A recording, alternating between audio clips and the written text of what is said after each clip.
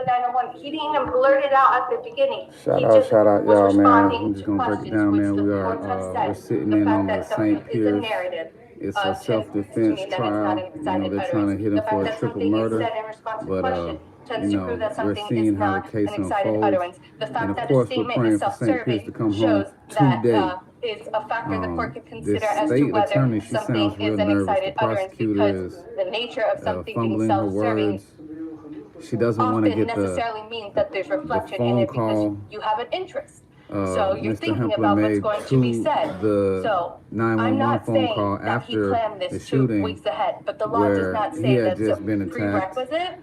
And you know, because it's going to show a lot of truth. From being you know, somebody's attacking you, and you had to defend yourself and stand your ground. This 2 weeks ahead, and or you make a phone call to the cops after that. Like, that's a big thing to make the call. You know, for one, and two, you're going to be a little nervous, excited, scared, all in one. The 911 call is not reliable. Let's check out what she's got to say. It necessarily means if he had time to reflect and say something that is a misrepresentation, it does not fall within the second prong of the test delegated by the Florida Supreme Court as to the 3 elements that are required for excited utterance, for something to be considered an excited utterance.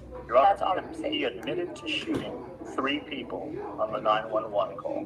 Correct. So unless he is the most... and there's no question deadly force was used. I mean, that's a given. Exactly, Your Honor. So this idea that we're trying to pick apart the statement, the other point that I want to make, Your Honor, is I'm hearing the state make all sorts of references to the law says, and the law says. What I'm not hearing are any citations to authority. I file a cited motion before the court. I would ask that if the state is going to start bandying about what the law says, that we have a clear record with citations to authority that can then be reviewed if necessary by the appellate court and by Your Honor as well. It's a serious case, and so I don't think it's appropriate for the prosecutor to simply get up as part of our argument and say, the law says.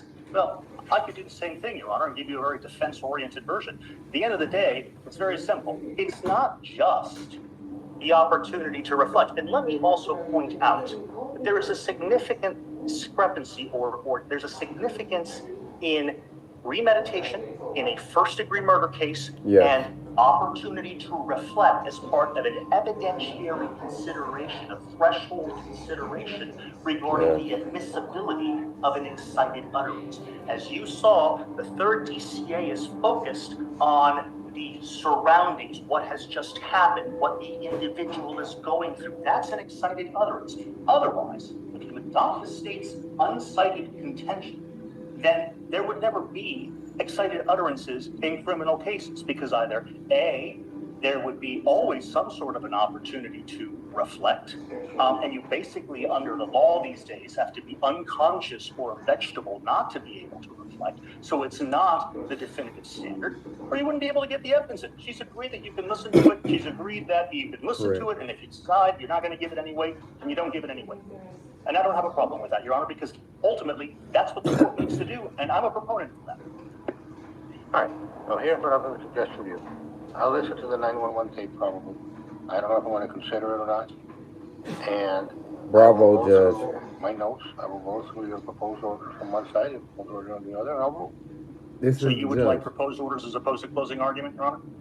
I think the proposed orders are better, and say whatever authority you say in favor or against. As to your finding in the stand your ground, because Your Honor has to make factual findings for the stand your ground that only Your Honor can make. So do you want, I just want to clarify. Do you want us to brief out the issue of the admissibility of the 911 call? You can do that. And you can also say what the evidence has shown and has not, and I'll make my own anyway.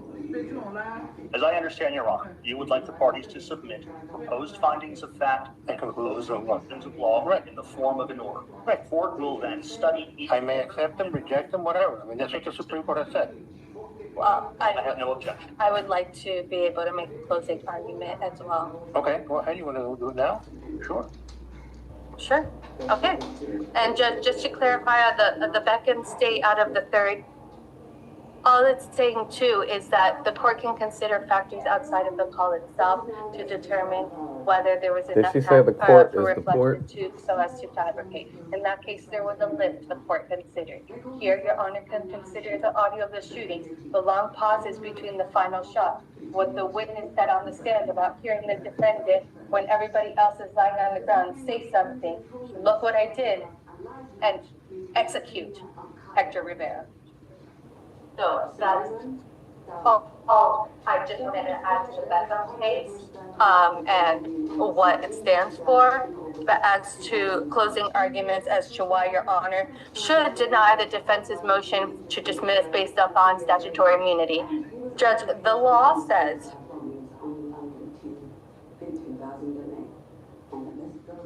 Florida Statute 776.012 is the statute that's controlling here. It says it's use or threatening use of force in defense of person. A person is justified in using or threatening to use force, except deadly force against another, and when to the extent that the person reasonably believes that such conduct is necessary to defend himself or herself or another against the... Okay, please do not interrupt. Okay, a person who uses or threatens to use force in accordance with this subsection does not have a duty to retreat before using or threatening to use such force. A person is justified, subsection 2, a person is justified in using or threatening to use deadly force if he or she reasonably believes that using or threatening to use such force is necessary to prevent imminent death. Again, reasonably believes that it is necessary to prevent imminent death or great bodily harm to himself or another, or to prevent imminent commission of a personal forcible felony. A person who threatens or uses to use deadly force in accordance with this subsection does not have a duty to retreat and has a right to stand his or her ground. The person using or threatening to use deadly force is not engaged in criminal activity and is in a place where he or she has a right to be, and I could pass up the statute printout. Let me just say this. Don't you think that if the state truly believed Pierce Hoempler or Pierce Hoempler was what Your Honor needs to decide is whether an aggressor, you know, like wanted to do this, don't you think they would have put a more experienced state attorney to fight the defense? Don't you think they would have put a more seasoned representative for the state if they really they just put somebody there to handle the case? And it's a shame these people come straight out of college just wanting to condemn people. I mean, there's people that probably need some condemning, but you know, Judge, not the everybody evidence is does not show that, and I don't even think there is an iota of evidence in the record that supports that this defendant was justified in pulling the trigger 17 times, or as many times as he did. Are you disputing people are chasing that you, the defendant was not the initial aggressor? you're in fear for your life, Judge, you have Yes or no? a tool that is used for because self-defense, whatever happened between him and Hector Rivera, and you have this they both got with off you. after. This And is he what was on top separates of you Hector from Rivera, them and okay? possibly getting The sons get there, hurt they or both killed. stand up. The defendant, he's right outside You're of his nervous, apartment. running, shoot. Jeremy People and gonna Frank load the get whole out of clip. the car all What the are way you talking over about? here. Like, he's not a sharpshooter. If he meant to do it, he probably would have just turned around and shot him a whole lot less. She's killing her defense. I mean, she's killing her case. Not her defense, but we're rooting for the defense, but she's the state. She's killing her point. The audio camera showed Your Honor his body was found lying face down. Hector Rivera moves away from apartment number 6, starts heading towards apartment number 8, away from the defendant. The defendant, who again is standing right outside his door, instead of going inside, locking the door, because he's so scared, right? No, he doesn't do that, even though he's standing right outside of his open door. and Hector Rivera has already started to go away, so he had the opportunity to get in there. No. What does he decide to do? He decides to traverse that entire grass area and head to where Hector and Jeremy came from, with his gun tucked in to his back waistband. And when everybody is in that wide circle that Andrew Went described, wide circle, Frank by the table, Hector, Jeremy by the apartment 4 on the other side where his body was found, and Hector now in front of apartment 8 where his body was found. Andrew went out, again, stepped away from apartment number 6 where he lived. Wide circle. You don't even have to take Mr. Went's word for it. The medical You know, if examiner you're shooting at testified. something, it doesn't. I don't. He told you. If they're after Frank me, Rivera, one of the shots that he was getting, I wouldn't care how far apart they were. Send a couple that way, send a couple that way, send a couple that way, however they can come at me. to the elbow. That was And the then you entry do wound. know once you shoot something this way, and they Rivera go farther was wearing this apart, shirt. the farther they go. His elbow would not have been covered by that shirt. There was no stippling, suit, or anything to indicate that the gun, the muzzle of the gun, was less than or 3 feet away from the defendant. He also testified that it was consistent with Frank running away. And that initial shot that Frank got to the front, the way it was also consistent with him starting to turn around and run away. Jeremy Rivera was all the way over there. The defendant at this point, as Andrew described, is right by the cars, right there. We have one big circle now. We got Jeremy over here, who the medical examiner told you got shot one time here in this part of the arm. It came right out here, and it's possible that it connected to the devastating shot that traveled across the top of his torso and exited out the other side. He said the pathway of that projectile was consistent with Jeremy Rivera running away from the gunfire. They were running away, Judge, because they knew he had a gun. Yeah, because she's an When expert at he being had gun, shot. Once you pulled out get the shot, gun, you ball and guess up. what? You, None of them. I don't care None if of you them. were chasing somebody. You get shot. Oh, you're gonna flinch. You're gonna ball up. You're gonna turn. Judge, Anything it can was not happen. 3 against 1, And you because hear they were more. all Oh, separated. you know. There was no imminent threat towards the defendant. Instead of going inside of his apartment happens where he was instantly. standing right in front of, he went towards Frank and Jeremy. So Jeremy and Frank go away from him because they don't want to get shot. They're not armed. You saw pictures of all their belongings. There's no other firearms evidence found on scene other than his firearm, his 9mm casings. So with everybody standing so far away, that necessarily means that there is no imminent threat, especially if he's the only one in that scenario with a firearm, which is exactly what the evidence shows. And just the way the gunshots came in for both Jeremy and Frank is consistent with that running away.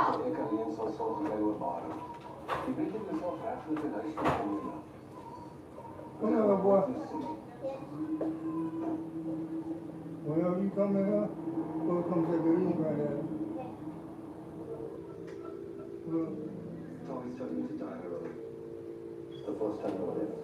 Shots for Jeremy Rivera and Frank Rivera, consistent with him running away.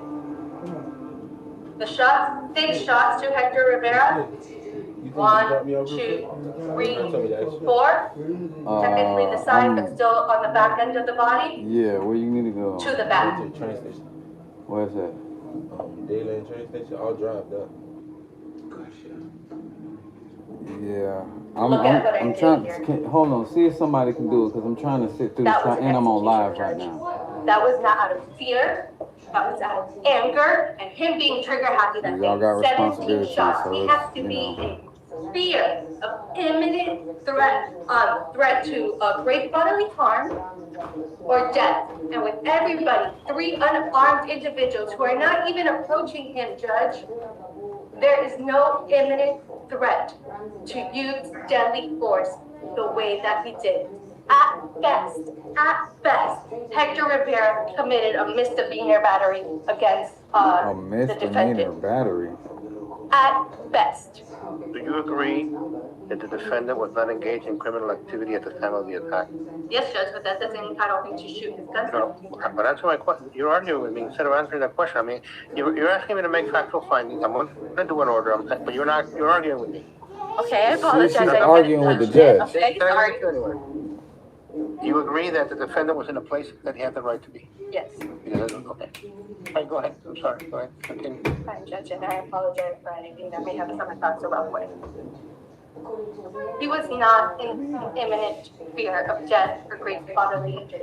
And none of those individuals were armed, and they were so separated from him, they weren't even approaching him. Mr. Wynn told you the circle remained wide. And again, you don't even have to take his word for it because you saw body-worn camera of exactly where those bodies fell to the ground. Each of them were separated from each other and separated from where he traveled to shoot his firearm.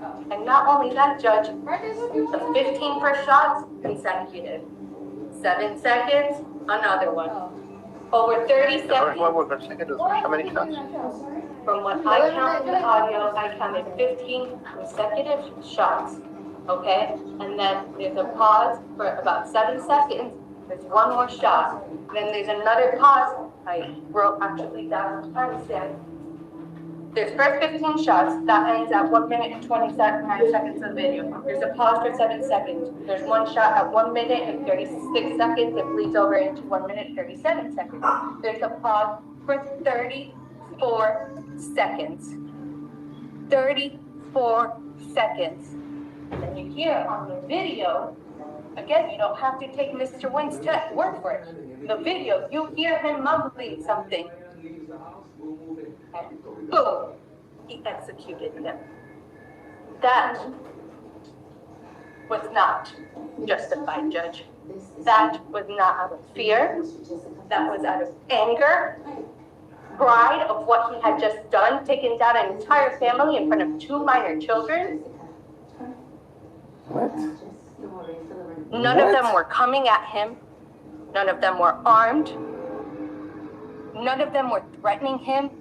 None of them were even saying anything to him at that point. Not to knock this lady, And but everybody's she sounds so so separated from uncertain, him. so And if he unsure. was Like, so scared, Judge, of them, so scared of them coming at and one him, thing about it is, I hate how he would have gotten I've right. been to All trials. he had I've to been do to was trials take for my one life, step and I and close hate the how door. these He did not have suit and to tie, cover dress his wearing, glass area. prosecuting Take up school his book gun nerd and worm start people, spraying and not to the knock courtroom. them, but you've never lived outside of the He was television or the innocent, courtroom not or justified. school, He and you're gonna acted try out to of put anger. yourself in these predicaments and shoes because you heard of a story or a scenario. You think you know what happened in the room or in the situation. He would have gone in there. You're reading But stuff off instead, of paper. approach where they're coming You from. don't know what Let really them happens I'm in not these saying that situations. I You agree. are a That tells bookworm. that You what he's read saying laws, that which is he's this scared is your is not profession. true, But because don't he try would to have say approached everybody this is how it over went. here. It went like this. He went in here like this. He simply felt like this.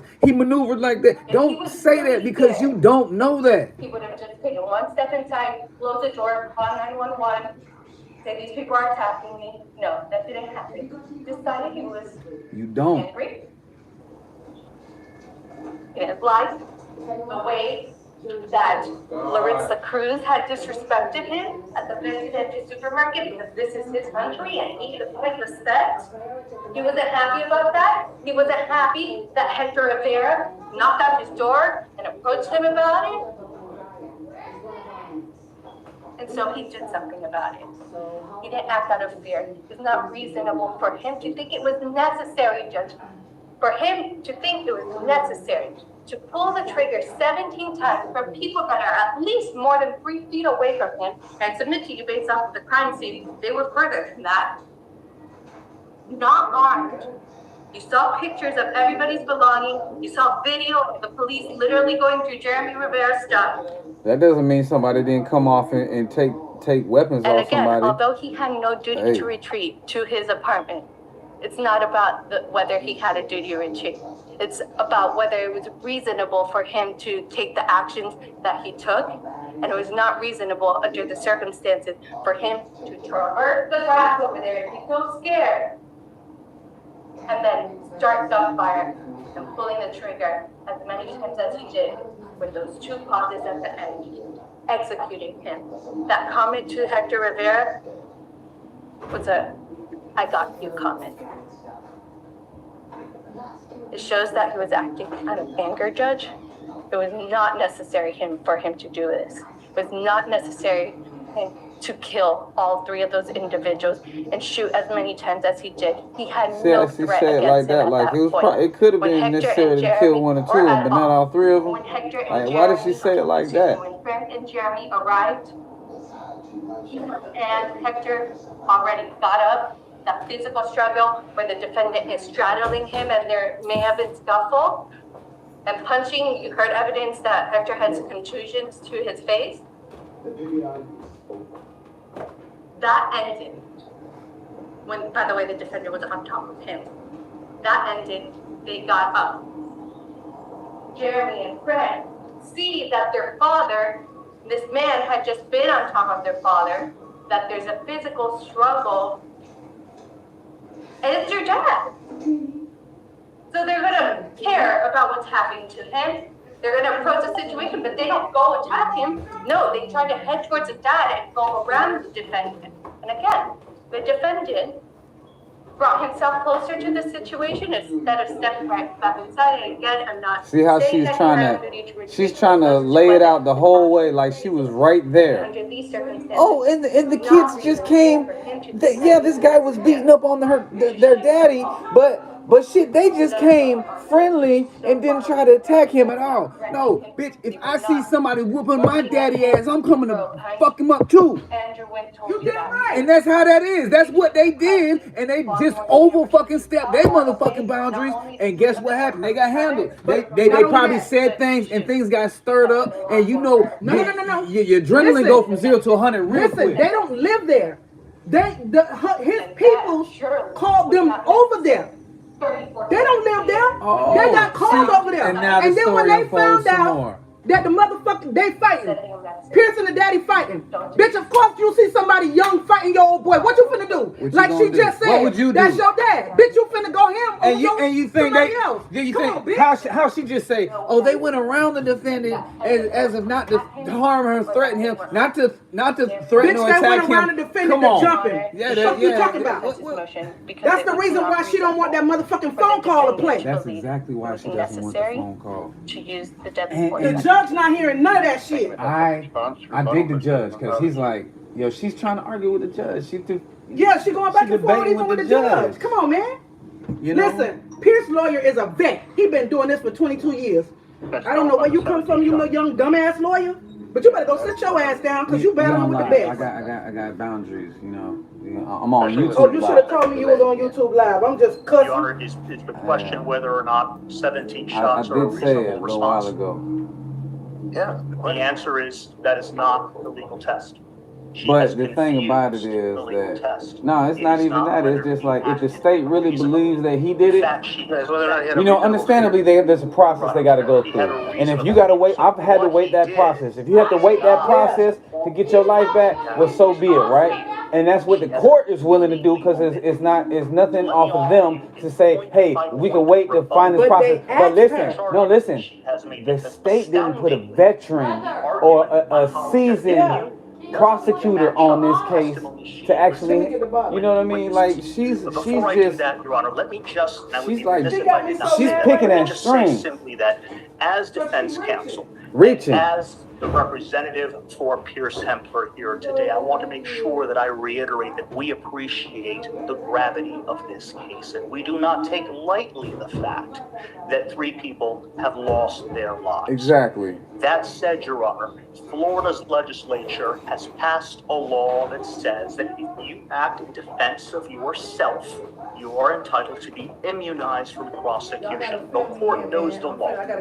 But what has not been mentioned, and it shouldn't have went this far. It's the It shouldn't have went. It shouldn't have. Had In order for you to it find been that But let me tell you something else. is not They had been entitled to jugging at him presumptive for the longest, immunity, right? if it you had been a must sound find that they justice have system, proven we their don't believe it clear should have gone this and far, because convincing evidence. if it were on That is somebody embedded else's in the statute this at burden were on somebody else's back, 7760332 or somebody else's subsection shoes, 4. The state must prove that Mr. they'd say, Hoempler is hey, not we entitled get to all the immunity by information, clear we'll take you and down for convincing questioning, and evidence. you And go what home, does that and we'll mean? come get you if we need Exactly. anything. We'll tell you to Exactly. come back The down, third and if DCA we just find past further evidence, then February such and wrote, such. No, he clear was and taken in convincing evidence from is the evidence first that is of day such after weight he made the that it call. produces And then in they the broke in mind his of the unit trier of fact and stole his a other firm guns belief that he for got paperwork conviction on. without Oh yeah, that's hesitancy definitely gonna as happen. to the truth of the Kay. allegations sought to be established. In this case, it is not entitled to Kay. immunity. Speaking about how the court looks at witnesses in evaluating whether the evidence is clear and convincing, the third DCA in May of this year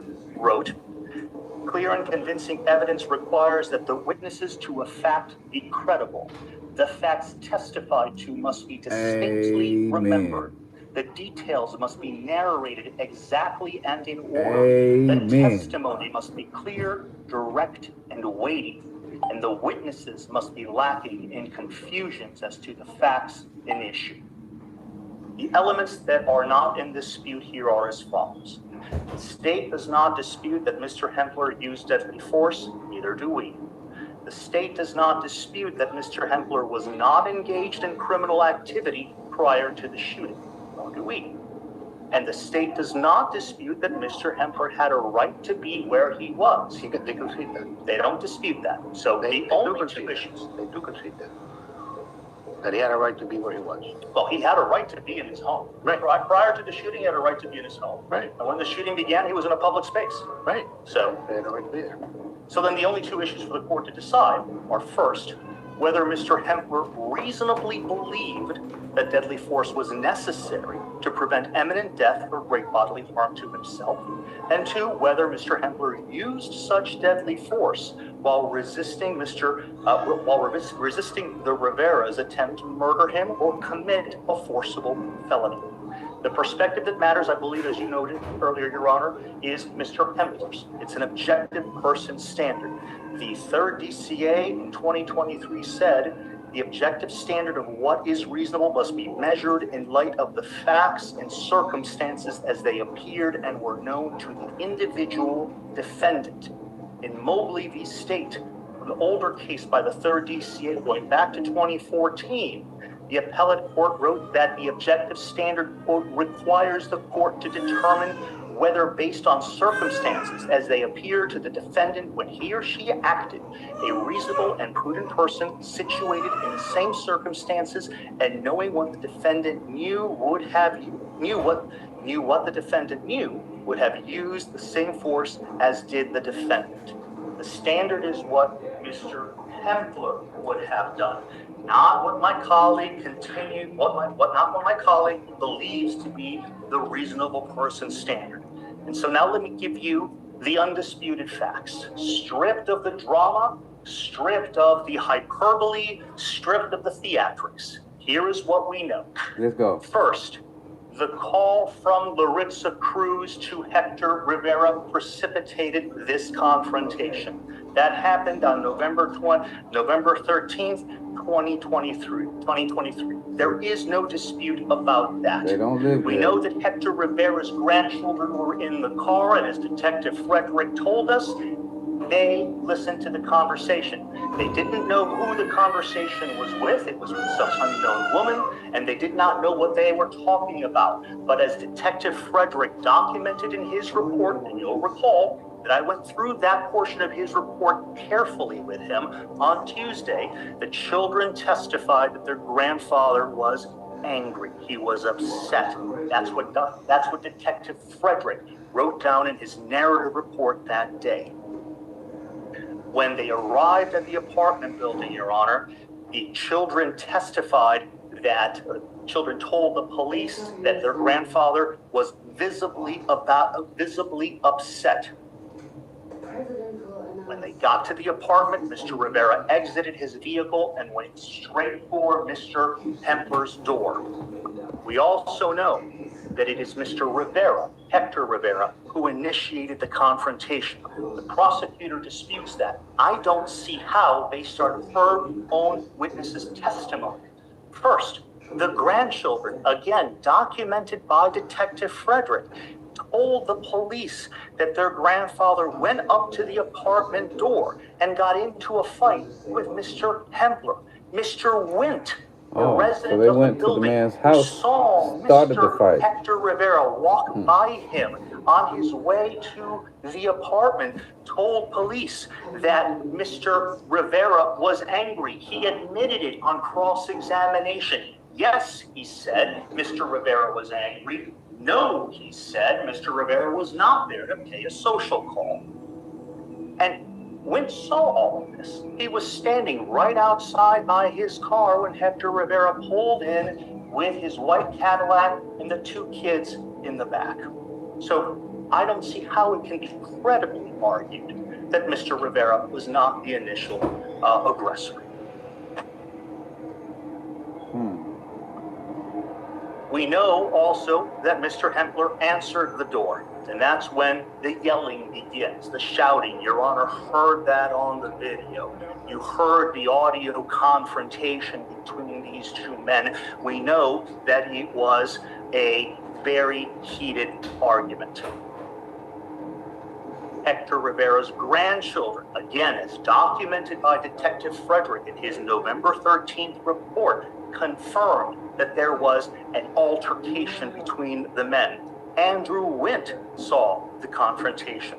Now, Wint admitted on cross-examination that he heard Mr. Hector Rivera say to him as he was walking up to Mr. Hoempler's front door that Mr. Hoempler was out of line. And Mr. Wint gave us a convoluted explanation on Tuesday about what out of line meant, but ultimately he concedes that he understood that out of line meant that Mr. Rivera was upset. That's what he came to understand as he saw the confrontation unfolding before him. And then, of course, the confrontation escalated quickly.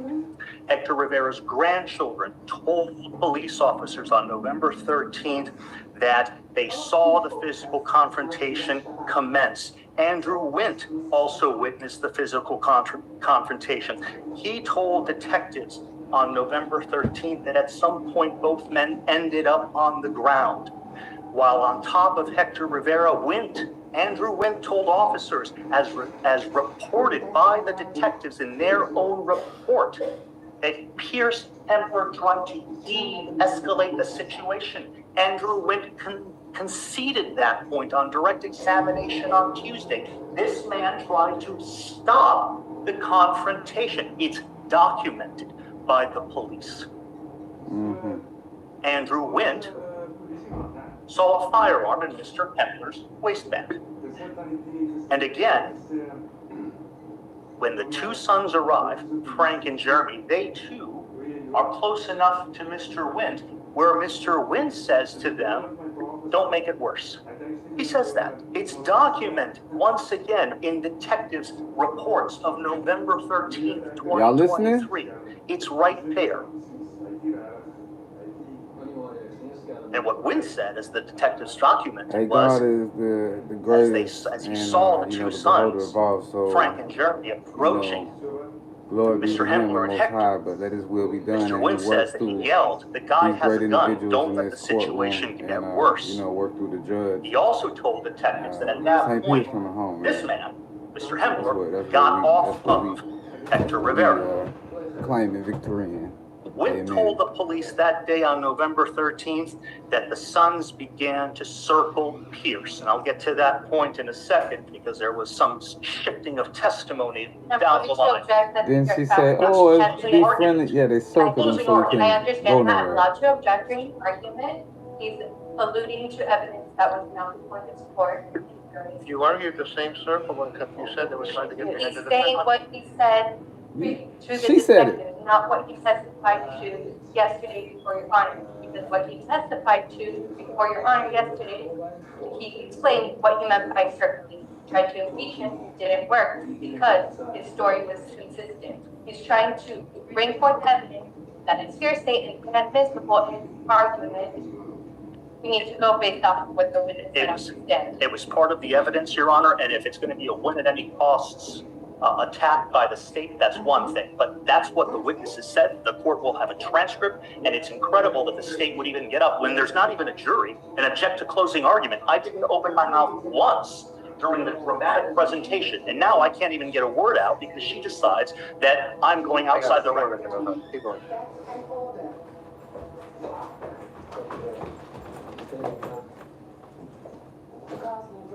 Pierce got off of Hector Rivera.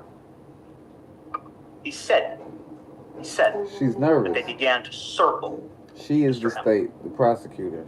Now, in his written statement on November 20th, 2023, and we talked about that written statement with Mr. Wint on Tuesday. In his written statement, Mr. Wint says that they still went by me, referring to the two sons, they still went by me like they was about to make a circle around the guy. And he concluded, Judge, objection again based on relying on a statement that was Can hearsay the man and not finish? evidence before this court to consider. Closing arguments, I can do again. The closing arguments is arguments based off of the facts before this court, deciding the evidence, deciding whether this is justified based off the evidence. The judge didn't say not based anything. off the court and written statements are the witness was sitting on the witness stand, and I asked the witness, today you said that the witnesses were, that Hector and Jeremy, with him on the stand, I said, today you say that Hector and Jeremy were circling towards Hector Rivera. But in your statement of November 20th, 2023, you said they still went by me like they was about to make a circle around the guy. And then he says, well, that's not exactly what I meant.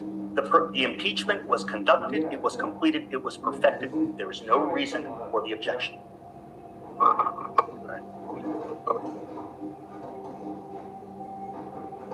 At that point, Mr. Wint tells the officers that he ran into the apartment. And Mr. Wint offers a similarly consistent story to police officers on November 16th, 2023.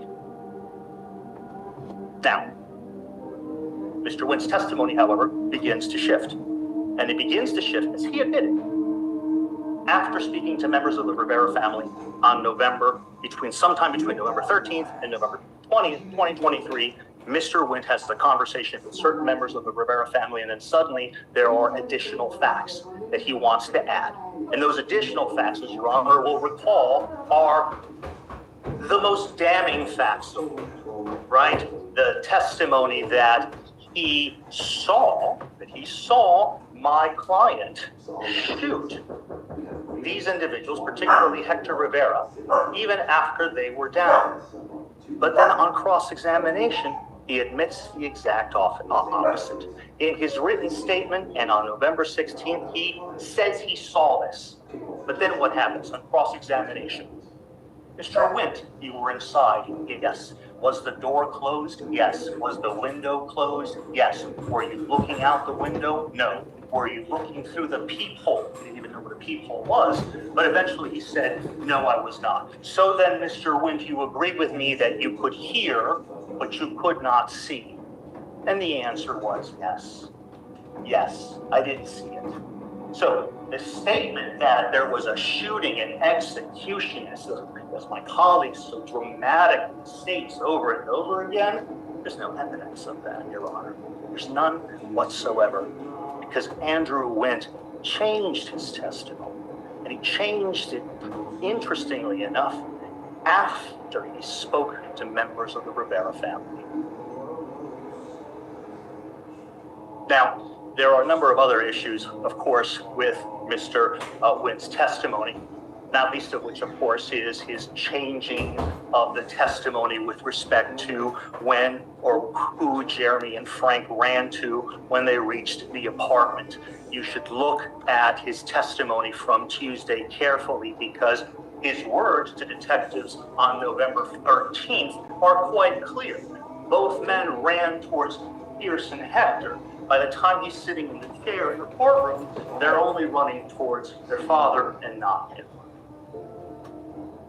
That's the same, too, with this testimony that they encircled encircled someone. And this is where the prosecutor spends a lot of time with Mr. Wint, frankly guiding him through what I thought was nearly incomprehensible testimony about where all of the individuals were. And I know counsel and I certainly have our disagreements, but I know that she did a formidable job in trying to rehabilitate that witness, even on redirect, because I don't think she even understood what he was saying. But this whole positioning of bodies and who was standing where and what they were doing, there's no evidence to support any of that, except from Andrew Wint. And Andrew Wint already told the police on November 13th that both men were running towards Pierce and Hector.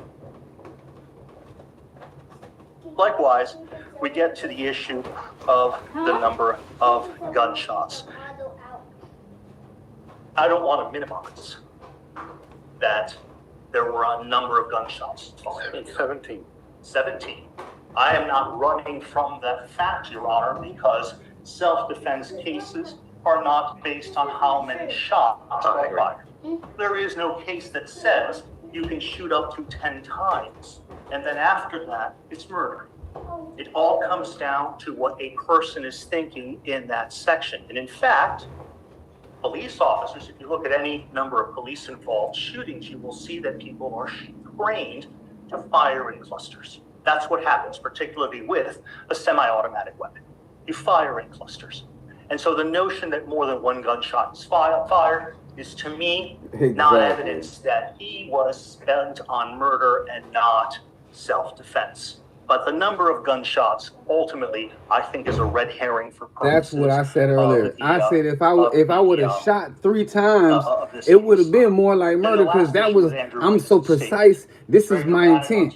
If I'm nervous and I'm just firing this just to make sure I'm not perfect with this thing, and I got to make sure that whatever threat is coming in toward me, I can halt it or stop it, you know, from making it to me. And on November 13th, when he first spoke to police, in his situation, the judge just said that. He couldn't articulate what he heard. He heard Mr. Hoempler say something, the state, but he couldn't say exactly what it was. Said that. That statement, you see what I did, is a complete and utter fabrication by Mr. Wint in this courtroom.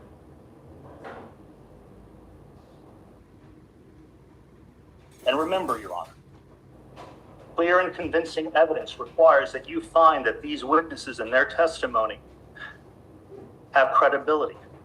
You must find that Mr. Wint, for example, provided you with details that were narrated in order that his testimony was clear, direct, and weighty, that he lacked confusion about the issues. I don't think Mr. Wint meets that standard.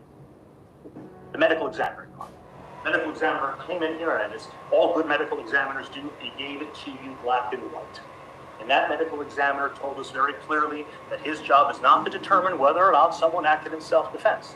He walked us through the cause of death, he walked us through the manner of death, and he made certain important points that I ultimately don't think that benefit one side or the other.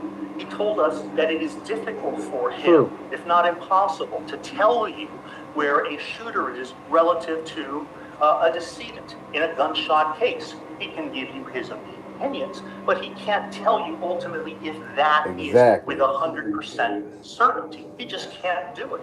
And to his credit, he is not going to simply say yes or no because he's here testifying in one capacity or another. He also told us that bullets move very quickly. He told us that it is difficult to decide or to know specifically where a body is standing or sitting or lying when a bullet hits it. He explained the trajectory of the bullets. He gave us that background information, which is not inconsistent with a self-defense. In fact, most important of all, Your Honor, he told us that he could not tell us the sequence of the gunshots. He could not say in what order those shots were fired. He could not say whether shot number 1 was in fact the first chronological shot fired. When I asked him, did anyone ask you to conduct that analysis? He said no. And so we don't know. We don't know whether track A corresponds to the first shot. or track B or track C or track D, depending on which autopsy protocol you are reviewing. And that's important because the story that she is telling, that my colleague is telling, is sequential. She wants the court to believe that the way this happened was that Mr. Hoempler began shooting all three people. And that when they were down, he then stood over Mr. Rivera, Hector Rivera, and shot him in the head. But there is no evidence to support that fact. It is conjecture. Our own witness, the only expert in this courtroom, told us as much.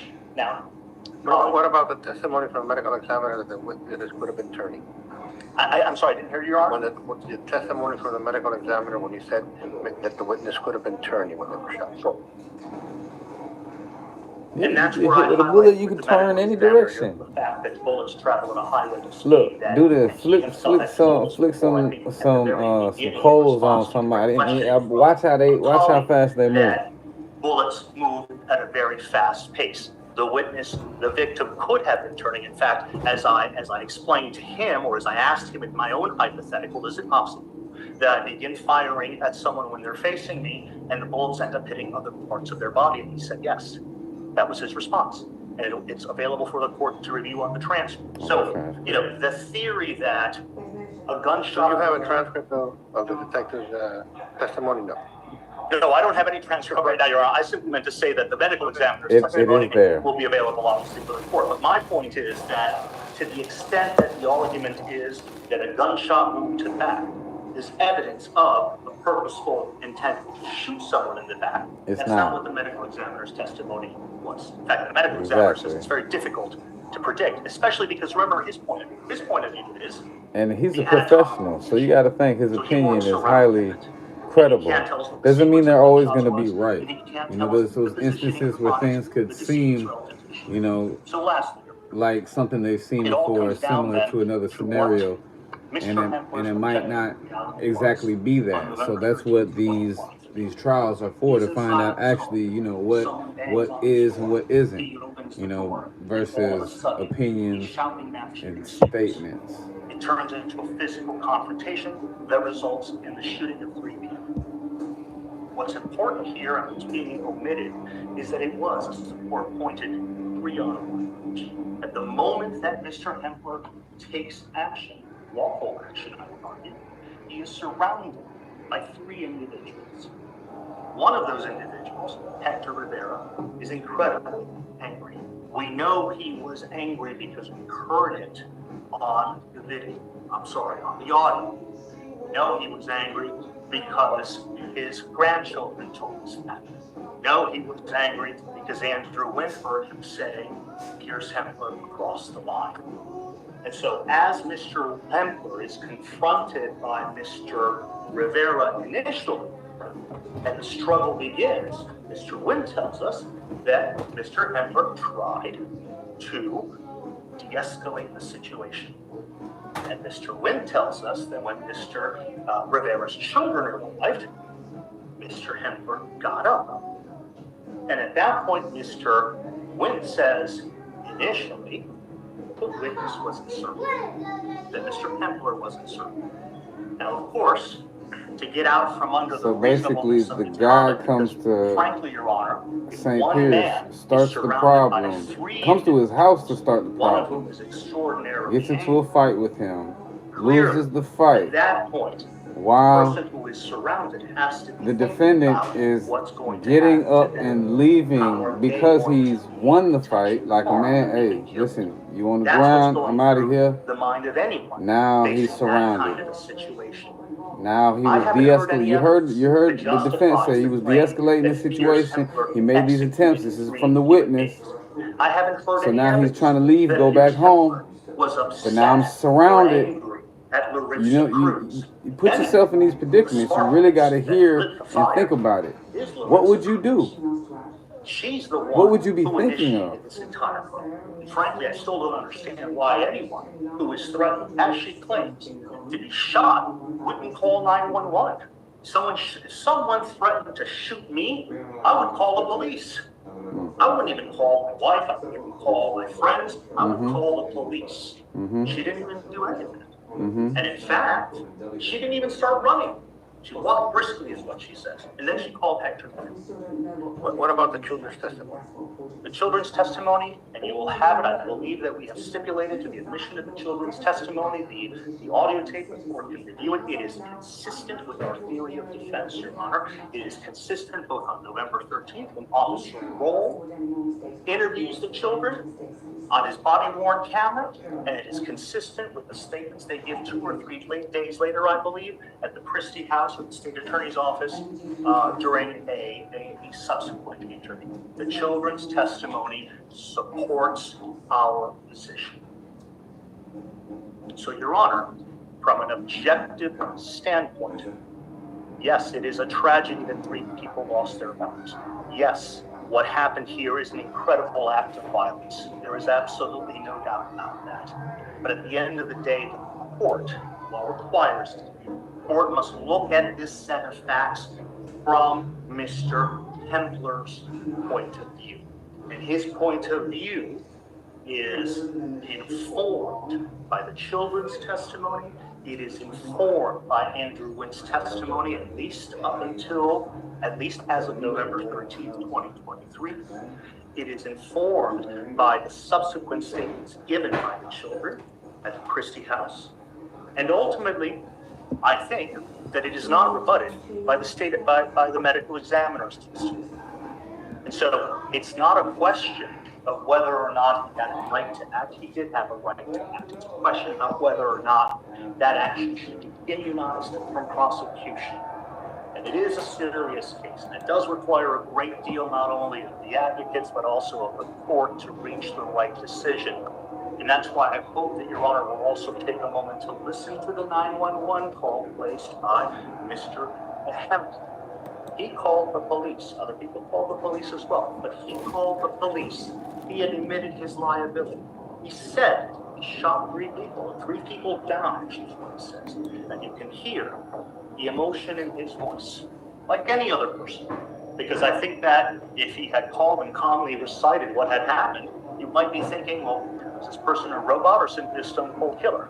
But the emotion in his voice, I think, is also consistent, not only with an exact utterance, point well taken up, but also with the notion that he acted in self-defense. He did the last thing that anyone wants to do, but it is something that the Florida legislature has said that any citizen of this state is entitled to do in the moments where they feel why else, think about it, why else would he have called the law right afterwards? That he did not act under the color you don't want to do the act. When he took.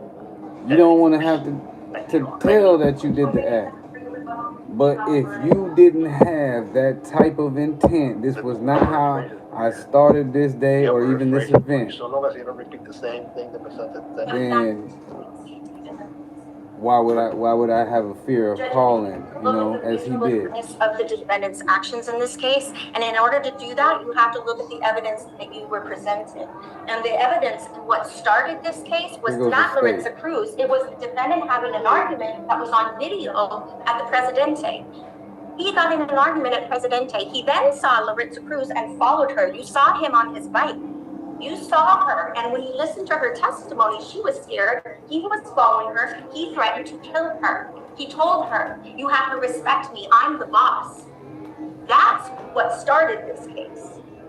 I'm the boss. Then didn't call 911. What kind of movie is she like the defendant didn't call 911 if he was so scared. Judge, you have to look at his reasonableness with his behaviors.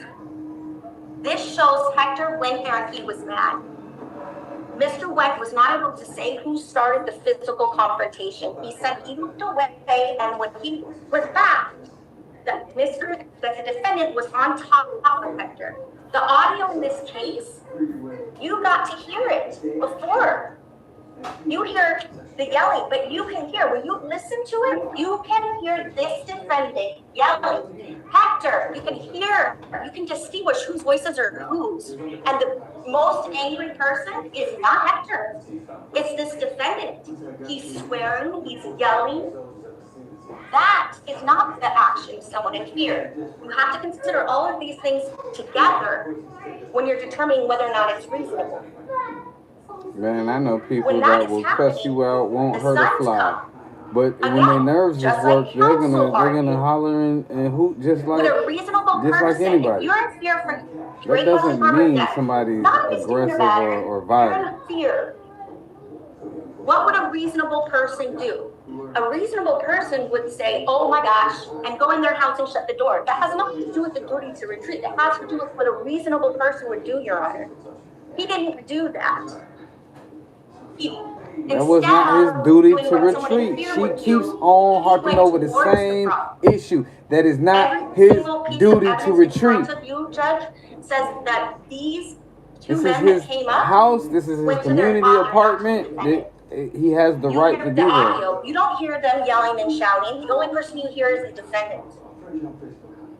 He pulls out his gun and shoots everyone.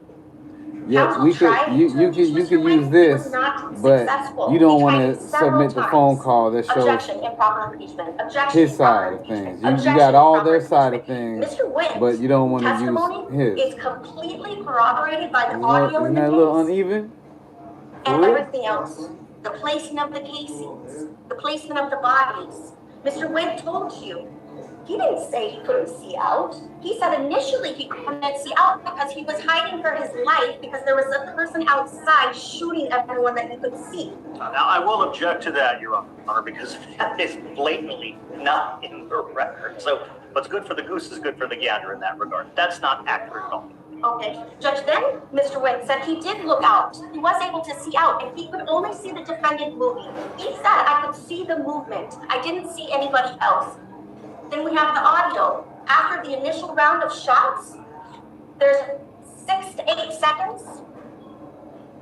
Boom, another shot. I thought she said 7. Now it's 6 to 8. Nobody else is moving, only the defendant. It was 7 seconds. Then now we have the audio. Again, after then that it was first 34 shot, seconds. you can hear the defendant. If Your Honor listens again, and I implore you to listen to it again, you hear the defendant saying something.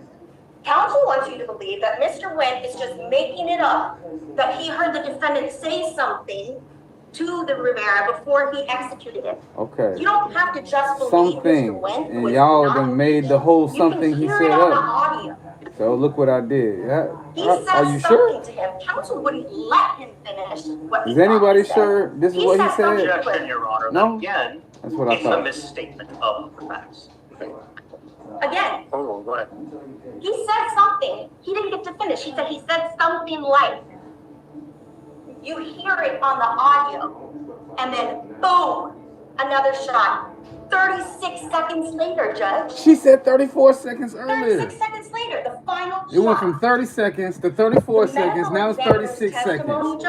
This girl's argument keeps on changing, and this is my thing. If you're trying to prove a point, because if I was a criminal in the interrogation room, they're going to ask me a list of questions. They're going to ask me the same question over and over, but it's going to be different forms of the same question to see if I slip up. If I slip up one iota, they're going to start to inch more and more towards those type of things. If this is the lady representing the state trying to say, oh, this is what he did, he's guilty, send him to jail for life. To have your facts right. Make sure your shit is the same every time you say it. Because I could do that. This defendant was not in fear. He has to have been in fear of if I'm telling the truth, I can do that. If I'm making up a story, think about it. I got to fabricate it. I got to adjust. It's called maximizing. She is trying to maximize to make it seem like it's the worst case scenario. You understand what I mean? Every single piece of evidence in this case. 30 seconds, 34 seconds, now it's 36 seconds. What is going to be? 38 seconds next time? And that's it. 40 seconds. Justified, and I implore Your Honor, deny this. There is zero evidence that the defendant was in fear. Zero? In fact, every single piece of evidence. See, she just makes up stuff as she goes. I wonder if she's even writing down what's going on. You got to take notes. Y'all take notes too. Y'all take notes. written proposed. If you wish, Ms. Hudson is not going to. And just know this case will be in the Florida I'll submit what I just Florida Weekly, Florida Law Weekly. And if a court is going to go up for appeal, I would want it to be mine. I mean, that's what street courts telling me. I don't disagree, Ron. Could we just agree on? There's a new trend now, so I respect everybody's views. Could we just agree then on when we would submit proposed orders? I'd like until the end of next week, Your Honor, if that's possible. Yeah, well, I'm going to be out anyway, so okay, so you can take your time. Okay. Judge, I just want enough time. I'm going to order transcripts of all of that so I could cite to the record. And so then there's more reason why, you know. I will just coordinate with and we can agree. And then in terms of delivering it to you, can we just email it to you? I don't know if your map is available for criminal judge. You can deliver it. Yeah. I mean, by email, that's fine. Okay. And then give me, 3-4 days to look at it, everything, read everything, and then I'll look at it again. And I'll go through my notes. I have very copious notes. I've been here very busy. Yeah. Judge, I appreciate your time. Also, we do have a motion pending for pre-trial release. I assume that colleague will want to argue that and prepare for that. I'd just like to go ahead and see if we can set that now. I don't know if we can set it before the court leaves on vacation or not. Send an email to the JA. Okay. And coordinate the date. No. Judge, I saw the motion come in. It's okay. It was never stated on the record. We're doing both at the same time. But any issue, I would have wanted to be at the same time, because any issue that Your Honor decides in this case is an issue in this motion is an issue that Your Honor is going to have to decide for pretrial release. It's not that, Teresa. If you win this case, this motion, okay, if you prevail and get me to deny the defendant's motion, you're going to do very well on your other motion. If you don't prevail on this motion, then you're not going to do very well on the other motion. Well, yes, because, yeah. I mean, I understand. Well, just later. I just didn't want to. I'm missing something. I don't know. I just want to make sure that we're not going to have another evidentiary hearing for the same issues to be decided. That's all. You have the same evidence. God is good that there's a good judge so it's not presiding. I just wanted to clarify that. I'm not saying anyone was doing anything. I just want to make sure that I didn't have Silence to do. wants to make good use of the time. That's all. I need to see him doing the smartest thing he can do. He's got all to gain and nothing to lose. I understand, as any judges, this is their duty. This is their due diligent duty to be a non-biased party when it becomes to these type things. Although this is not a trial yet, this is a preliminary to where he is the heading the final call right now. Oh, they do send them in Word format. Word format? Yeah. Yes, you are. Yeah. That way I can change it and I don't have to have that. Yes. I hate it when people send me proposed orders in it would be beautiful if they could break it down, go have a recess, let the judge process everything, come back with a verdict for the day. But I thank you all. Very fine. Thank you, Your Honor. Very fine presentation on both sides. Doesn't Under seem horrible circumstance. The way the conversation is going looks like they're building up for other dates. You speak to you got to coordinate. You have to coordinate with the JA. And I will try to coordinate now. The important thing to look at is the facts. You know, I mean, one side or the other, you know, no matter how well they present it, it's what they are presenting. You know, whether she stutters or acts nervous, I just feel like that she's being nervous because she's unsure. And understandably, if you put somebody in jail for the rest of their life, and you come to find out later on down the road that, yeah, I've done this a lot of times, I would feel like a dirt bag too, you know? Like, you got a lot of, you got a lot of prosecutors that don't care nothing about the defendant or all they care about is getting all these years. I'm getting a win. I'm gonna give all these man years to prison. Of course, we all know about these prisoners. We've heard about these judges in Florida, all up and down. I'm gonna give out over 1 million years while I'm on the bench. Is that a goal? Is that seriously a goal for some of these people? I mean, I know they can't admit to it. That's why some people, you know, gotten in trouble. But the thing is that you got to listen to the facts, and you got to also think about this. It's not what they think happened or what they're trying to put you in the mind frame of. I mean, you got assumptions and then you got facts. You got to stick to the facts. You got to listen to the facts, pile it up, and really digest that for what it is. Don't take things for face value all the time, because you know it'll look good, sound good, but then you'll see, oh, she's trying to say, oh, while they were running. No, because she's never been shot, and she probably doesn't even watch movies like that. So if you get burnt, if somebody flicks a cigarette at you, you go, it burnt me. Just think about how much more you do that if a bullet hits you, okay? So it's not, I wouldn't care if you were chasing somebody.